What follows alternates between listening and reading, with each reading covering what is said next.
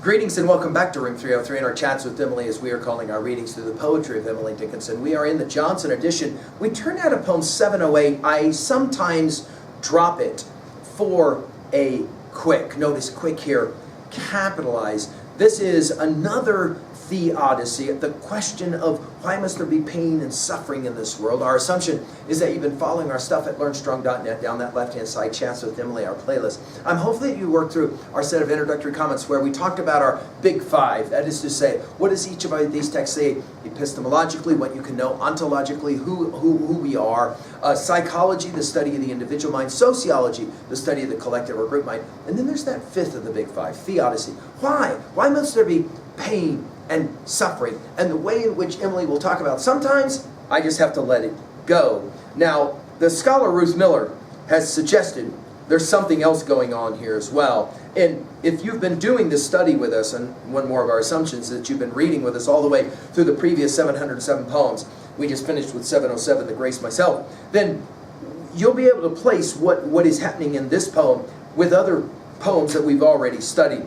Miller suggests that the anguish or the woe, she uses the language of Paradise Lost, Milton's Paradise Lost, the woe or the anguish that she felt was at the failure to get sufficient recognition and acknowledgement for her poems. All these poems seem to be building up to 709 in the Auction of the Mind, as we'll talk about it later.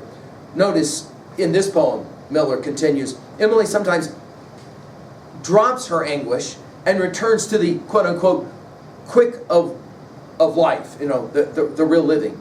At least she thinks, Miller will say, that delight it would be to be alive again, however mad it may be to regard this as a possibility. Nobody would need to know anything woe-wise had happened. The woe, she continues, is so bad that if she did not have the respite of these thoughts, her death would seem too distant an event. Delirium diverts the person about to be executed, and Emily is not delirious. Sailors about to be drowned, in one of the most compelling word pictures you'll ever see. They're rocking in their hammock on their boat asleep, not realizing that the boat is about to wreck on the shores, and the lifeline that maybe holds them will soon be broken, cut. This is how she says it.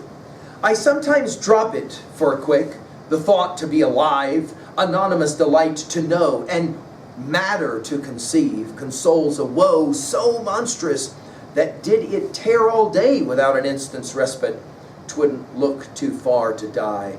Delirium diverts the wretch for whom the scaffold neighs.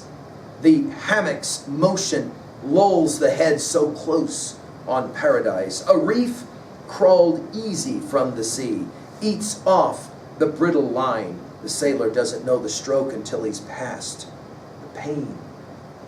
It is a compelling picture, and we've seen this so many times. What will she say? I like a look of agony because I know it's true. She says in poem 241, I sometimes drop it for a quick.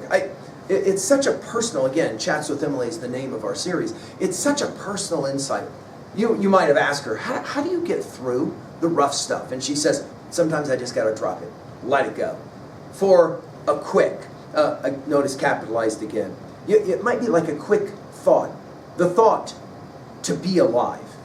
This idea to be alive we saw in 444 and 470 and 677. The idea of to be energized in some way. Then she says it, anonymous delight to know. We're going to go from to know to doesn't know, the sailors at the end of the poem. And matter to conceive. In other words, the thought sometimes, she says, can in fact inflict more concern for me. We've seen this so many times. Consoles a woe so monstrous. Now, what is this woe? This is the thing we don't know about this poem. We don't know what the woe was. But think about Paradise Lost, of man's first disobedience and the fruit of that forbidden fruit, whose mortal taste brought death into the world. And what does he say? And all our woe. When Emily uses this word, and we've seen her use it a number of times in these poems, she is obviously channeling the greatest theodicy of all time, which is Milton's Paradise Lost. We've given full lectures at learnstrong.net. Notice later in the poem, she'll even use the word paradise. A woe so monstrous that did it tear all day, notice capitalized day, without an instant's respite. Respite also is capitalized. I think it may be the key word of the poem. 'Twould look too far to die. You read a line like that, you can't help but think of Hamlet's speech, to die, to sleep, perchance to dream, there's the rub. Notice she'll say, delirium. We're back to the thought, to be alive. Delirium diverts the wretch for whom the scaffold lies. As you're getting ready to go to the scaffolding to be hanged, you can have a certain kind of delirium of thought. And then she'll come, one of the most amazing word pictures. There you are, you're the sailor, swinging in your hammock, the rock of the ocean, you're sound asleep, and you have no idea that the boat is veering off course and will soon hit the shore, and everyone on board will drown, and the reason is because the lifeline that's sent to you will be torn by the coral on the shore. Look how she says it. The hammock's motion lulls the heads so close on paradise. A reef crawled easy from the sea eats off the brittle line. The sailor doesn't know the stroke until he's past the pain. What is the point here she's making? I think she's making the same argument that Dante makes in the Divine Commedia. We don't go to hell, but rather through hell. And we've got to get through some stuff. And sometimes the only way to do that is just to drop the negative thought and get on with the quick of life. At 2b, well, the adjective that acts as a noun is quite compelling in this poem, the use of the word quick, obviously. At 3a, I mentioned paradise lost. The idea that death is brought into the world with a seemingly insignificant act.